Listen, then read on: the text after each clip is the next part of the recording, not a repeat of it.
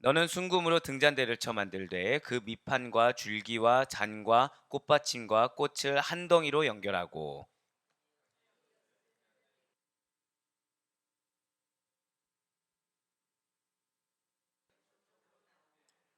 이쪽 가지에 살구꽃 형상의 잔색과 꽃받침과 꽃이 있게 하고 저쪽 가지에도 살구꽃 형상의 잔색과 꽃받침과 꽃이 있게 하여 등잔대에서 나온 가지 여섯을 갖게 할지며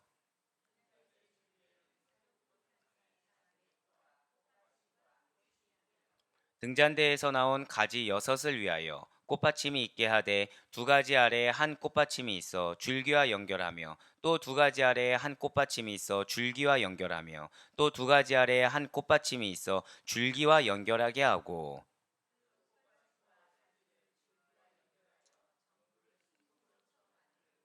등잔 일곱을 만들어 그 위에 두어 앞을 비치게 하며 등잔대와 이 모든 기구를 순금 한 달란트로 만들되 너는 삼가 이 산에서 내게 보인 양식대로 할지니라. 아멘. 할렐루야. 네, 오늘도 변함없이 살아있는 주님의 말씀을 사모하심으로 그리고 나에게 흘러넘치는 주님의 은혜가 풍성하다는 사실을 믿는 믿음으로 그런 우리들이 하루의 시작을 이렇게 말씀과 기도로 하는 것을 주님께서 기쁘게 받으시사. 자, 절대 한번 고백하실게요. 나에게 기업이 있습니다. 네, 그런 나에게 기업이 있다는 사실, 주님께서 그 기업을 반드시 주신다라는 믿음의 확신으로 특별 새벽 기도에 함께하고 계시는 우리 모든 성도님들을 주님을 환영하고 축복합니다. 네, 우리 이 새벽에 출애굽기를 통해서 은혜 받는 귀한 시간을 가지고 있습니다. 특히 우리 사랑하는 성도님들에게 주님께서는 계속해서 메시지를 주시면서 각자에게 마음에 새겨지는 메시지를 허락하신다는 것이 얼마나 기쁜 이 시간인지 모르겠어요. 자, 우리에게 지금 주님께서는 선민 언약, 신해산 언약, 은혜 언약에 대해서 말씀하시면서 성막 건축에 대한 명령을 제일 먼저 해 주셨습니다. 그래서 그 다음에 예물에 관한 명령을 주셨고요. 그 다음에 성막 각종 기구에 대한 규례를 시작하시면서 첫 번째는 무엇이었습니까? 그렇습니다. 법궤와 속죄소에 대한 얘기. 자, 두 번째는 무엇이었습니까? 진설병상에 대한 얘기를 해주셨어요. 거기에 따른 부속 기구를 이렇게 말씀을 드렸다는 거죠. 이제 드디어 세 번째 시간입니다. 세 번째 시간은 절 따라 고백하실게요. 등잔대. 네, 이 개혁 개정 이전에는 등대라고 표현을 썼습니다. 그렇지만 사실은 원어적으로는 등잔대가 조금 더 적합한 말이기는 해요. 등잔대 제작 양식의 규례에 대해서 말씀하고 계시다라는 것이죠. 먼저 오늘 본문 31절 말씀 먼저 보도록 하시겠습니다. 너는 순금으로 등잔대를 쳐 만들되 그 밑판과 줄기와 잔과 꽃받침과 꽃을 한 덩이로 연결하고. 아멘. 자, 지금 이거는 등잔대의 구성을 지금 말씀하고 있는 거예요. 등잔대가 어떠한 것들로 이루어져 있는지 그 구성에 대해서 말씀하시는 것이 31절 말씀이라는 것이죠. 이 등잔대는 지금 보시는 바와 마찬가지로 밑판과 줄기와 잔과 꽃받침, 꽃이라는 것으로 이루어져 있다는 것입니다. 그런데 여기서 제일 중요한 것은 절대 고백하실게요. 한 덩이로. 이게 제일 중요해요, 사실은. 이게 제일 중요합니다. 그러니까 따로따로 제작되어서 결합한 것이 아니라 연결하여 한 덩이로 만들었다는 거죠. 한 달란트, 한 덩이의 순금으로 만들어졌다는 것입니다. 그래서 이 등잔대의 위치는 성소 입구에서, 왜 우리가 구조를 잠깐 기억하시면 좋겠지만 성소 입구에서 안으로 들여다보았을 때 오른편에 뭐가 있습니까? 진설병상이 있고 그 왼편에 진설병상 바로 건너편에 이 등잔대가 자리 잡아서 그 지성소 휘장 앞 왼편에서 진설병상과 마주보도록 자리하고 있다는 거예요. 그래서 등잔대는 휘장과 덮개로 이렇게 연결되고 쌓인 어두운 성소 안을 환하게 밝혀주는 역할을 해준다는 것이죠. 그래서 등잔대는 또 누구를 예표하겠습니까? 당연히 역시 네, 예수 그리스도를 예표합니다. 예, 성막 안에 있는 모든 것은 다 예수님을 예표하고 있다고 보시면 돼요. 그냥 막연하게 예수님이 아니라 어떤 거는 예수님의 사역을, 어떤 것은 예수님의 성품을 이렇게 예표하고 있는데, 자, 등잔대 하면 보통 등잔대 하면 뭐가 생각나십니까? 불빛이 나오잖아요. 당연히 생명의 빛이 되시는 예수 그리스도, 그리고 그분의 사역, 진리 대신 사역을 예표하고 있다는 거예요. 왜 사역까지 있는지는 뒤에 나오게 됩니다. 자, 이 등잔대 불의 점화는 제사장이 하게 되어 있습니다. 제사장은 저녁 상번제 때 등잔대의 불을 점화하고요. 다음날 아침 상번제 때 등잔대의 불을 소등했기 때문에 어두운 밤 동안에는 성소 안에 항상 등불이 타올랐다는 거죠. 자, 여기서 여러분들 생소한 단어가 아마 들으셨을 겁니다. 어떤 단어죠? 상번제. 상번제는 뭐냐면 우리가 흔히 아는 뭐 번제, 소제, 화목제 이런 거는 어떤 날에 드린다고 생각을 하시잖아요.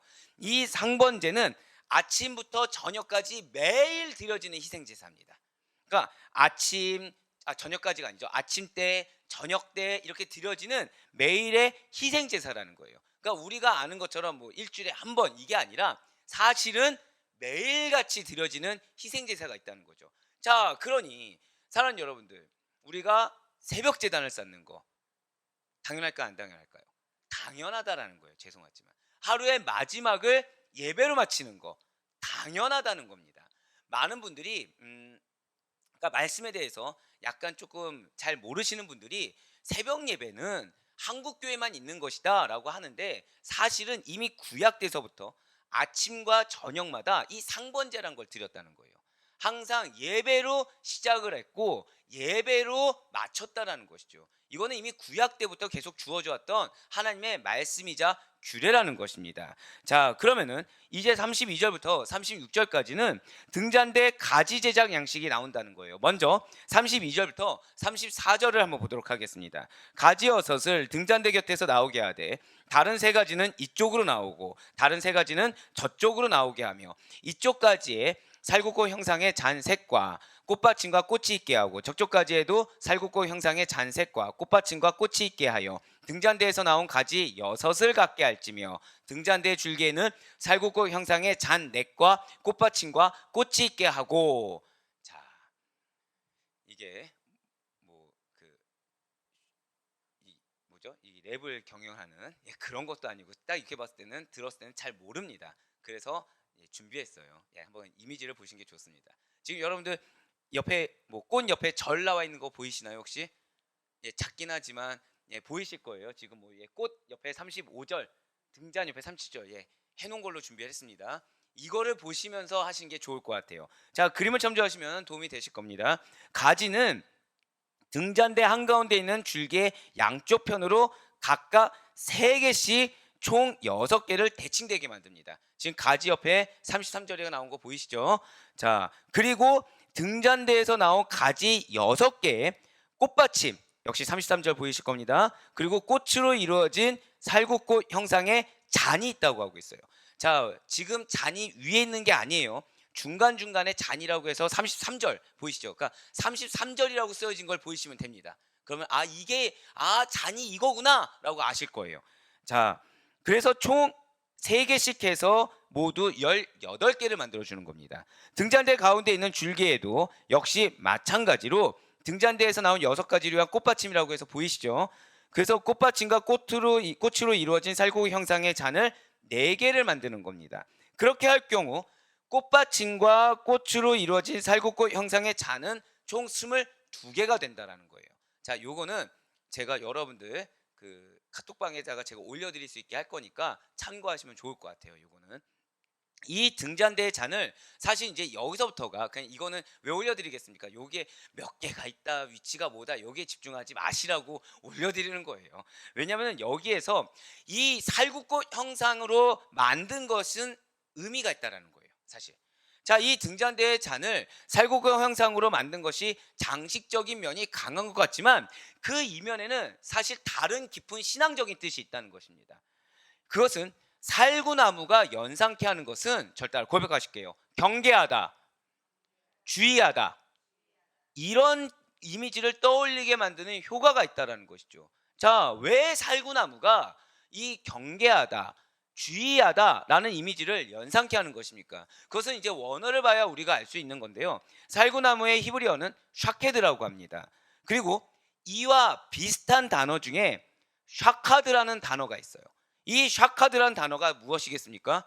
경계하다, 주의하다라는 것이죠. 그러니까 이스라엘 백성들은 이 살구나무를 보면 그냥 자연스럽게, 왜 우리가 배라는 얘기하면 우리가 어떤 이미지가 떠오릅니까? 사람의 배도 있지만 예를 들어서 어떤 배를 딱 우리가 봤을 때 그냥 막연히 과일 배만 떠오르는 것이 아니라 우리 떠오르는 쉽, 그러니까 바다 위에 떠오르는 배도 생각하고 사람의 배도 생각나는 것처럼 이스라엘 백성들은 이 살구나무, 이 살구라는 것을 보게 되면 자연적으로 떠오르는 단어가 경계하다, 주의하다라는 거예요. 즉 그런 상징적인 이미지를 위해서 하나님께서는 저 등잔대에 이 살굽고 형상을 만들게 하셨다는 거죠. 그러니까 누구나 살굽고 형상을 보면 어떤 단어가 떠오른다고요? 경계해야 된다, 주의해야 된다, 그것을 떠오른다는 거예요. 그러니까 막연하게 딱 왔다가 본인도 모르게 부주의해서 법궤라든지 또는 진설병을 만지지 않을 수 있도록 어두운 성소 안에 들어가면 제일 먼저 밝혀져 있는 걸 보게 되죠. 그것이 무엇이에요? 등잔대를 보게 된다는 것입니다. 왜? 밝은 것을 먼저 보게 되니까. 그 밝은 것을 딱 봤을 때 제일 먼저 보이는 게 뭐예요? 살굽고, 그러니까 자기도 모르는 사이에 경계해야 돼, 주의해야 돼, 이렇게 연상하게 된다는 거죠. 예, 맞습니다. 그래서 이스라엘 백성들은 이 살구나무꽃, 이것을 보면 경계하다라는 이미지를 자동적으로 연상하게 된다는 거예요. 그래서 하나님의 성소에 나오는 이 제사장들은 등잔대의 살구꽃 모양의 잔을 보면서 항상 깨달은 게 뭐냐면 진리 가운데 깨어서 영적으로 각성하도록 스스로가 주의를 기울이는 그러한 효과를 가졌다는 것입니다. 자, 이것이 가장 중요하고요. 경계하다, 주의하다. 등잔대에는 경계해야 되는구나, 주의해야 되는구나, 영적으로 깨어 있어야 되는구나, 이런 신앙적인 의미가 있다는 것을 생각하시면서 등잔대 가지 제작 양식에 설명이 들어있는 35절과 36절 말씀도 이어서 보도록 하겠습니다. 35절 말씀입니다.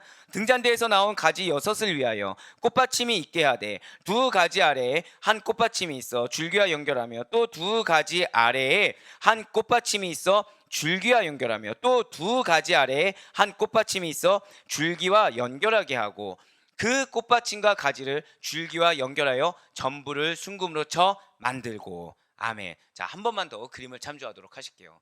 예, 물론 제 얼굴을 보고 싶으신 분도 계시겠지만 오늘 그렇게 크게 웃으시면 좀 민망하네요. 네. 자, 아니요, 너무 감사하고요. 그 영상 이거 이미지를 좀 보도록 할게요. 그래야 좀 이해가 쉬우십니다. 6가지에는 마주보는 좌우 두 가지 아래마다 한 꽃받침씩을 둔다고 했어요. 지금 35절을 보시면 되겠죠. 35절에 옆에 기록해 놓은 거. 그리고 그 꽃받침과 가지를 줄기와 그대로 연결해서 전부 순금으로 만들라고 명령하셨다는 것입니다. 자, 역시 이미지보다도 제일 중요한 것은 무엇이냐? 여기서 무엇이 지금 반복되고 있습니까? 자, 35절 말씀 다시 한번 더 보여주세요. 무엇이 지금 반복되고 있냐면 줄기와 연결하여 제작해야 한다라는 명령이 계속 반복되고 있다는 거예요. 자, 이것은 등잔대 줄기로부터 가지가 뻗어나오도록 만드는 기법입니다. 즉 등잔대의 6가지를 뻗어나오게 망치로 쳐서 늘어뜨려 만들었다라는 의미라는 거죠. 그러니까 중간에 이만큼 마디 하나 만들고 마디 하나 만들어서 이은 게 아니라 이것을 연결지어서 망치로 때려서 하나로 연결지어서 만들었다. 자, 절 따라 고백하실게요. 연결지어. 이것이 두 번째로 중요한 포인트입니다. 자, 첫 번째는 무엇이었어요? 경계하다라고 한다면 두 번째는 연결지어. 이것이 중요한 포인트라는 거죠. 이렇게 등잔대는 한 줄기와 6개의 가지로 조립품이 아니라 한 몸체가 되도록 만들어졌습니다. 또 좌우 3쌍씩 있는 줄기들이 만나는 지점에 그 꽃받침이 일부러 연결되어서 위치하도록 만들었다는 것이죠. 자, 그렇습니다. 등잔대는 하나의 밑판, 그 위에 곧게 뻗은 하나의 줄기, 좌우로 뻗은 6개의 가지와 줄기에 장식된 22개의 살구꽃 형상의 잔, 마지막으로는 6가지와 한 줄기에 있는 7개의 등잔이라는 것이 모두 분리된 상태에서 만들어서 조립된 것이 아니라 망치로 쳐서 늘어뜨려서 한 몸체를 이루도록, 절 따라 고백하실게요. 연결되어. 그렇습니다. 연결되어 만들어졌다는 거예요. 그러니까 등잔대라는 말씀을 들었을 때 여러분들이 반드시 생각해야 되는 두 단어가 뭐냐면, 첫 번째는 경계하다, 주의하다라는 단어이고, 두 번째는 반드시 기억해야 하는 것이 무엇이다? 연결되어라는 단어를 생각하셔야 된다는 거죠. 즉 연결된다라는 이 의미가 등잔대 제작 양식에서 굉장히 중요한 메시지를 주고 있다는 거예요. 사랑하는 여러분들, 성경에서 반복되면은 뭐라고 말씀드렸습니까? 중요하다, 강조하는 것이다 라고 말씀을 드렸습니다. 구약의 이 성막 기구에 있어서도 마찬가지라는 거예요.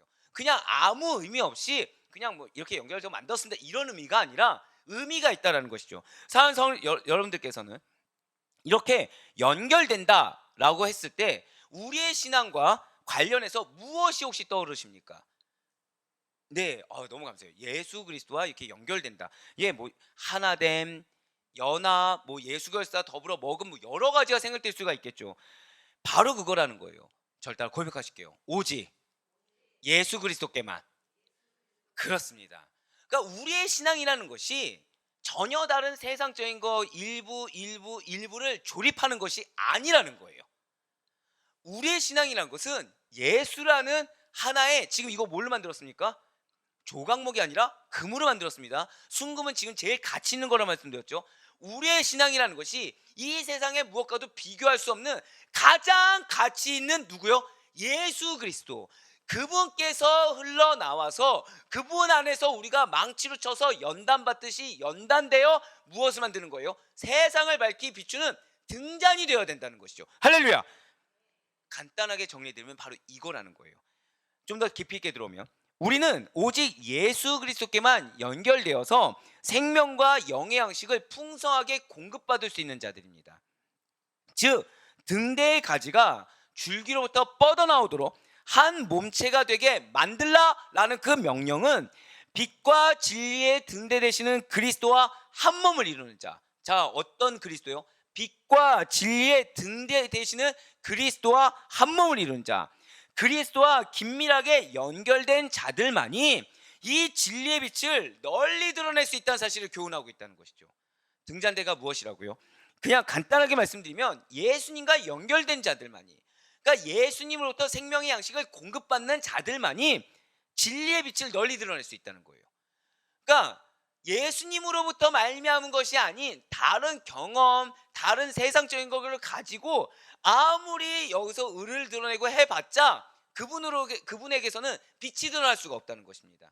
우직할 정도로 예수님에게서, 우직할 정도로 예수님의 말씀에서, 우직할 정도로 성령님에게서 나온 것으로만이 우리 그리스도인들이 빛을 발할 수가 있다는 거예요. 바로 이런 말씀이에요.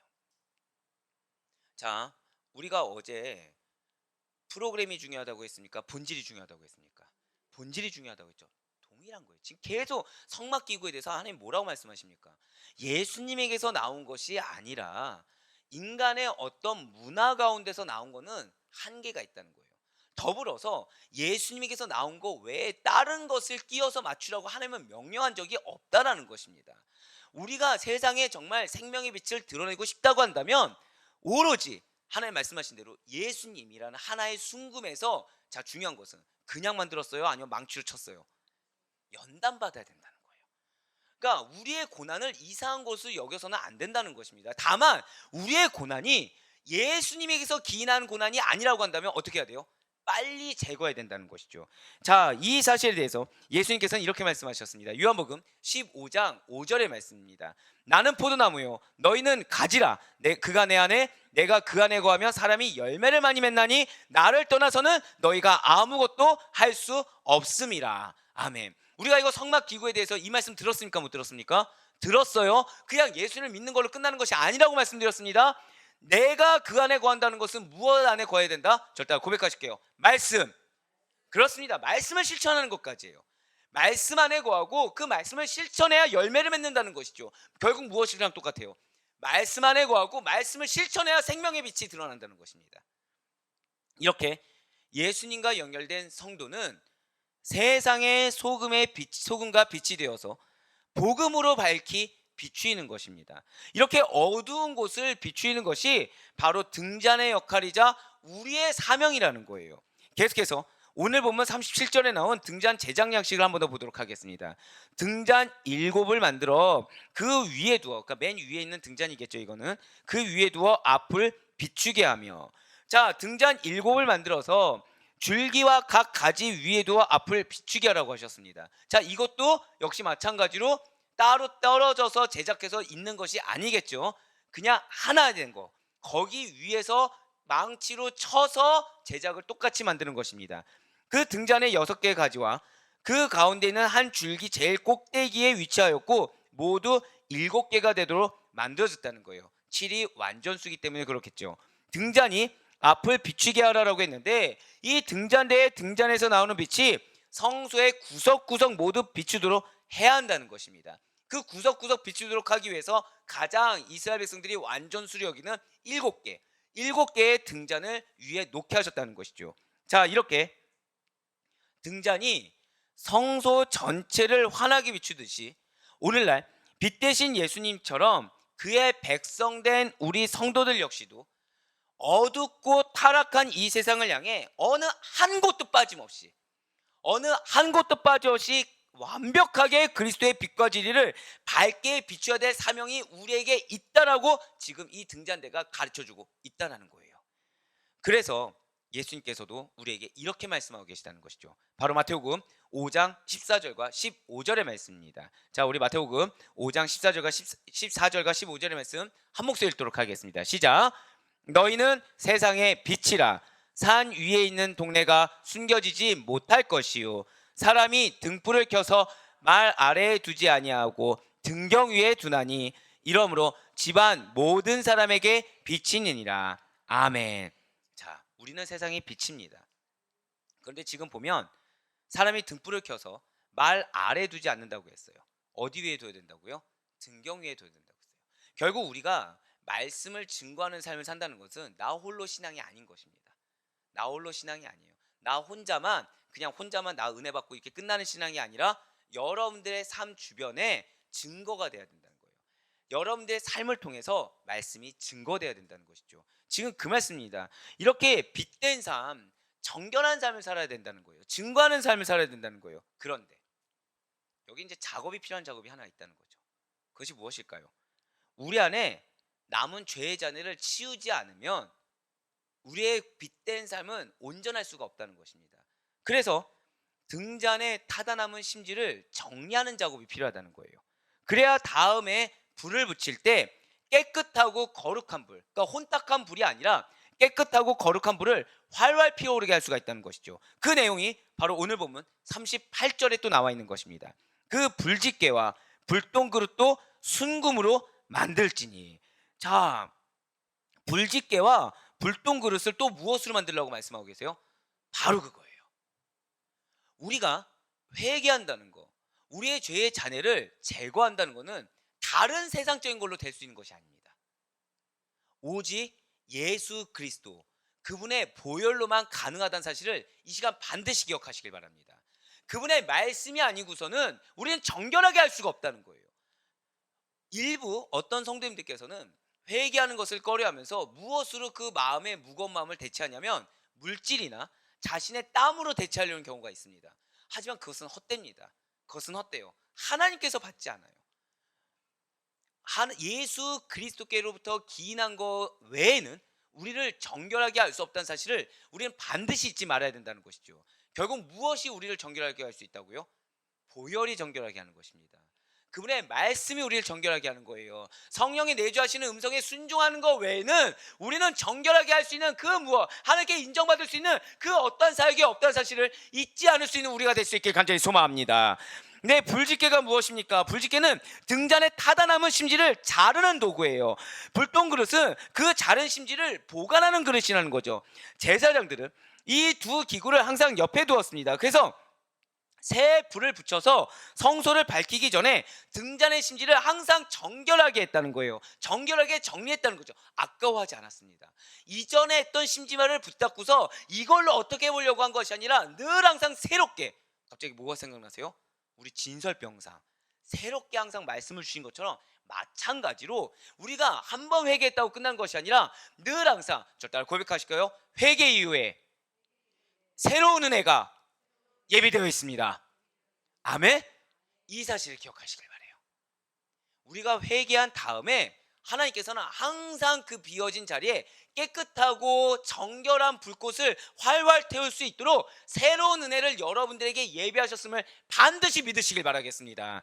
네, 바로 그거예요. 영적으로 볼 때 주님의 몸된 성전인 우리가 하나님께 참된 예배를 드리기 위해서 이 땅 가운데 참된 우리가 그리스도의 빛을 발추는 그러한 성화의 삶, 성화의 증거의 열매를 맺기 위해서는 항상 정결한 회개의 삶을 매일같이, 지금 하루에 2번 있는 상번제에 항상 있었다는 거죠. 매일같이 드려질 수가 있어야 된다는 것입니다. 그러한 회개의 삶을 살아갈 수가 있어야 된다는 거예요. 즉 제사장들이 성소에서 하나님께 제사를 드리기 위해서 그 등잔대에 불을 붙일 때 우선적으로 제일 먼저 무엇을 했다고요? 불똥을 제거했다는 거예요. 우선적으로 우리 역시도 하나님께 온전한 예배를 드리고 하나님께서 기뻐 받으시는 예배, 우리가 원하는 대로 뭐 축복을 주는 예배, 은혜를 주는 예배 하나님께서 분명히 주실 것입니다. 믿으십니까? 그러한 예배를 드리고 내가 그 예배에 대한 축복을 받기 위해서는, 하나님과 깊은 영적 교통을 위해서 나누기 위해서는 먼저 우리 마음 가운데 절대로 고백하실게요. 나의 불똥, 그걸 제거해야 된다는 거예요. 나의 불똥인 죄와 허물들을 회개함으로 말미암아 잘라버렸죠. 아예 잘라버렸잖아요. 잘라버림으로 말미암아 마음을 정결케 해야 된다는 거죠. 이것을 자르기가 싫어서 이 핑계 저 핑계 대면서 남겨두는 거, 이것은 결국 나오는 불은 혼탁한 불밖에 나오지 않는다는 것입니다. 하나님께서 기뻐 받으시 하는 그런 불밖에 나올 수밖에 없다는 거예요. 결국 그 불이 우리를 불사르게 된다는 거죠. 마치 누구처럼요? 다른 불을 올린 나답과 아비후처럼 말입니다. 이제 마지막으로 38절과 40절 말씀을 보도록 하시겠습니다. 등잔대와 이 모든 기구를 순금 한 달란트로 만들되 너는 삼가 이 산에서 내게 보인 양식대로 할지니라. 아멘. 지금 하나님께서는 다시 한 번 더 말씀하셨어요. 등잔대 및 그 모든 부속 기구를 순금 한 달란트로 만들라고 하시고, 마지막으로 이상과 같이 하나님께서 계시한 양식대로 제작할 것을 지금 명령하셨다는 것이죠. 그리고 이에 대해서 이스라엘 백성들, 그리고 우리들은 절대로 고백하실까요? 아멘. 예, 그렇게 아멘으로 화답해야 됩니다. 하나님이 이걸로 해라 라고 하면 그만큼만 가지고 해야 되고, 하나님이 이거대로 하지 말아라 하면 그거대로 하지 말아야 됩니다. 더불어서 우리의 삶은 지금 순금 한 달란트만 만들려고 한 것처럼 오직 예수 그리스도, 그분 외에 다른 것으로는 안 된다는 거예요. 사는 여러분들, 지금 말씀드렸던 것처럼 지금 양육 교재를 만듭니다. 그 기준은 뭐가 될까요? 자, 지금 세례 양육 교재의 기준은 무엇이 되겠습니까? 예수 그리스도, 성경으로 하고 있어요. 다른 신앙적인 것을 참고할 수는 있지만 기준은 무엇으로 하고 있다고요? 성경으로 하고 있습니다. 왜일까요? 당연히 다른 어떤 일반적인 신앙적인 서적으로 하면 훨씬 더 수월할 텐데 왜 성경을 기준으로 그것을 지난한 작업을 지금 하고 있는 것입니까? 이유는 하나예요. 이거예요, 이거. 하나님은 우리의 은혜의 통로, 가장 본질적인 통로는 말씀 외에는 허락하신 것이 없습니다. 그 사실을 놓쳤을 때 우리는 자꾸 말씀 외의 것으로 찾아갈 때 어느 순간 말씀에서 멀어진 나를 발견한다는 거죠. 예, 맞아요. 분명히 신앙서적들도 우리에게 은혜가 됩니다. 필요할 때가 있어요. 하지만 주식은 되지가 않습니다. 우리의 가장 유일한 주식, 예, 그렇죠. 생명의 떡이니까 무엇밖에 없다고요? 말씀에는 없다는 거예요. 말씀에는. 말씀으로 은혜 받을 수 있는 우리가 되길 간절히 소망합니다. 정확히는 말씀으로 우리의 생명력을 회복할 수 있는 우리 모두가 되길 간절히 소망합니다. 그래서 여러분들에게 있어서 가장 경계해야 될 것은 말씀에 대한 섣부른 판단이에요. 말씀에 대해서 스스로가 루즈하다고 생각하는 거, 이걸 가장 경계해야 됩니다. 말씀은 루즈할 수가 없습니다. 말씀은 내가 섣불리 판단할 수가 없어요. 하다못해 저 역시도 왜 그런 거 있잖아요. 이제 목회를 한 10년 이상 하게 되다 보면 어떤 구절은 이거 가지고 설교문이 따다닥 나올 때가 있습니다. 이걸 제일 경계해요. 이걸 제일 경계합니다. 하나님 말씀은 그렇지가 않아요. 예를 들어서 이 말씀을 우리 권사님한테 주셨을 때가 다르고 우리 집사한테 주셨을 때가 다릅니다. 한 가정 가운데서도 우리 장로님한테 주실 때와 우리 권사님께 드릴 때가 완전 다르다는 거예요. 왜일까요? 하나님의 두 분을 향한 뜻이 다르기 때문이에요. 두 분을 향한 사랑의 크기가 다르기 때문이라는 것이죠. 또 여기서 왜 또 장로님과 권사님만 가지고 하냐, 우리도 있는데 그러지 마세요. 예. 당연히 다 다르겠죠. 예, 당연히 예를 든 거 아니겠습니까? 지금 순간적으로 느꼈어요. 예, 순간적으로 느꼈습니다. 저는 이거를 침노하는 자의 자세로 여기고, 예, 양육 이후에 올려드릴 거예요. 예, 양육 이후에 여러분들 하반기 대신방 말씀 올려드릴 거니까 묵상하십시오. 묵상하시고 여러분들 각자의 가정에 주시는 숙제거리는 이미 제작이 들어갔어요. 예, 얼마나 감사한지 모릅니다. 예, 이번에 숙제거리는 좀 무게감이 있습니다. 무게감이 있어요. 기도합시다. 네. 예, 지금 기도가 아니에요. 지금 기도가 아니에요. 자, 예, 사랑하는 우리 아데포유 성도 여러분들, 오늘 우리는 등잔대를 살펴보았습니다. 오늘 우리 등잔대를 살펴보았는데, 우리 온 교회와 성도들이 어두운 이 세상 가운데, 그러니까 세상은 어두울 수밖에 없습니다. 그렇게 하나님이 우리로 하여금 사명을 주기에 세상은 어두울 수밖에 없어요. 그러니까 우리가 제일 하지 말아야 될 게, 왜 이 세상이 이래, 이런 말 하지 마세요. 그래서 우리가 필요한 겁니다. 어둡기 때문에 절대로 고백하실까요? 빛을 비추는 등잔대로서 예, 맞아요. 그냥 어둡기 때문에 그래서 우리가 필요한 거예요. 그 우리의 필요 요소는 무엇이라고요? 빛을 비추는 등잔대로서의 역할로 우리가 필요한 것입니다. 그것은 무엇으로 할 수 있다고요? 말씀으로 할 수 있다는 거예요. 성령님으로 할 수 있다는 것입니다. 즉 우리가 기도하지 않으면 소용이 없어요. 우리가 말씀으로 우리가 무장되지 않으면 소용이 없다는 것입니다. 어떻게요? 상번제로서 항상 무장되어 있어야 된다는 거예요. 아침과 저녁으로 항상 우리는 등잔대 불을 밝히 비출 수가 있어야 된다는 것이죠. 우리가 그러한 역할을 잘 감당하기 위해서 지금 오늘 말씀은 누구와만 연결되어 있으라고 말씀하십니까? 예수 그리스도와만 연결되라. 이 세상에 유일한 가치가 있는 순금 한 달란트 같은 가치가 있는 예수 그리스도와만 연결되라고 지금 하나님께서 말씀하고 계신 것입니다. 늘 깊이 있게 친밀하고도 그리고 말씀을 가까이 하시는 가운데 그 말씀을 증거하며 오직 성령의 도우심만을 의지할 수 있는 여러분과 제가 되길 간절히 소망합니다. 교회가 순결해야 빛된 사명을 감당할 수 있습니다. 교회가 이게 세 가족이 기가 막히게 알아요. 딱 왔을 때 이 교회는 어디에 포커싱을 두고 있구나 기가 막히게 압니다. 교회가 말씀 가운데 늘 항상 순결하고 정결하잖아요. 그러면은 오는 세 가족들도 물론 세상적인 것을 바라고 오는 자들은 금방 떠납니다. 하지만 영적인 갈급함이 있는 자들은 머물러 있게 돼요. 결국 빛된 사명은 무엇입니까? 교회의 존재 이유가 무엇이라고요? 생명이에요. 생명. 영혼 구원입니다. 그거 외에는 없습니다. 이 본질을 놓치고서 다른 시스템이 우선되어서는 안 되는 것이 교회입니다. 결국 교회가 순결해야만 빛된 사명을 감당할 수 있겠죠. 자, 이 빛은 어디서만 나온다고 말씀드렸어요? 예수 그리스도 말씀에서만 나오는 거예요. 성령의 내주하심에서만 나오는 것입니다. 결국 교회에는 두 가지 불이 사그라져서는 안 됩니다. 절 따라 고백하실까요? 말씀의 불, 기도의 불. 이 두 가지가 사그라져서는 안 돼요. 교회는 늘 항상 기도해야 되는 곳입니다.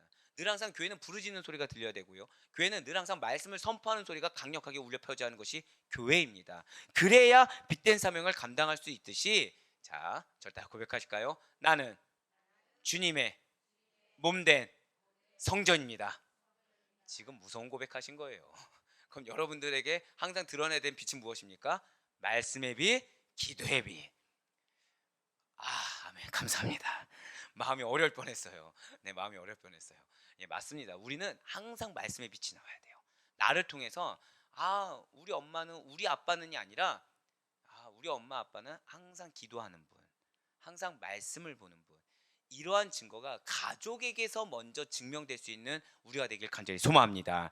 그래서 우리 역시도 우리가 살고 있는 곳을 그러한 말씀의 빛, 기도의 빛으로 그리스도의 영광의 빛으로 환하게 비추기 위해서 우리 역시도 먼저 순결해야 된다는 거예요. 우리의 불똥을 제거할 수 있어야 되는 것입니다. 우리의 이전의 심지를 제거할 수 있어야 된다는 거예요. 항상 거룩하고 성결하게 하나님께서 여러분들을 통해 가장 환하고 가장 순결한 빛을 원하시듯이 우리 역시도 하나님의 그러한 뜻과 음성에 아멘으로 화답해서 우리가 먼저 정결하게 나아갈 수 있어야 된다는 거죠. 우리가 먼저 정결하게 기껏 회개하고 세상의 것을 끌어들이는 것이 아니라 예수 그리스도의 것, 말씀 가운데 환하게 비추이는 그 놀라운 은혜를 덧입을 수 있는 여러분과 제가 되길 간절히 소망합니다. 그래 바라고나기는 여러분과 제가 모두가 다 거룩한 빛의 사자들이 되어서 우리 자신뿐만 아니라 지금 하나님께서는 약속의 말씀을 주시는 것이죠. 무엇입니까? 여러분들의 가정은 반드시 빛이 나게 될 것입니다. 믿으십니까?